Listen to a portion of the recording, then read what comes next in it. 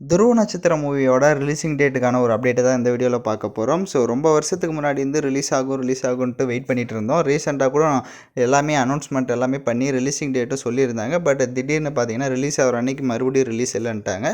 So இப்போ அதே மாதிரி பார்த்தீங்கன்னா May 1 வந்துட்டு இந்த படத்தை ரிலீஸ் பண்ண போகிறதா ஒரு தகவல் வந்திருக்கு.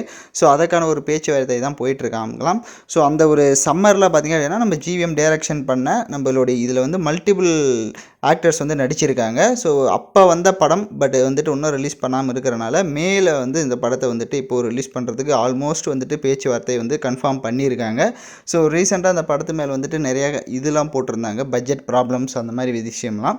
ஸோ அதனால் இப்போ வந்துட்டு எல்லா ப்ராப்ளம்ஸுமே சால்வ் பண்ணனால மே மந்தில் ரிலீஸ் பண்ணுறதுக்கு டாக்ஸ் வந்து போயிட்டுருக்கு. பட் வெயிட் பண்ணி பார்ப்போம், இந்த வாட்டியும் வந்து ரிலீஸ் பண்ண போகிறாங்களா இல்லை மறுபடியும் டேட்டை வந்துட்டு மாற்றி மறுபடியும் தள்ளி வைக்க போகிறாங்களான்றது. ஸோ நீங்கள் இந்த படத்துக்கு எந்த அளவுக்கு ஒரு எக்ஸைட்மெண்ட்டாக இருக்கீங்க அப்படின்றத மறக்காமல் கமெண்ட் பண்ணிவிட்டு சேனலை சப்ஸ்கிரைப் பண்ணிவிட்டு லைக் பண்ணிவிட்டு பாருங்கள்.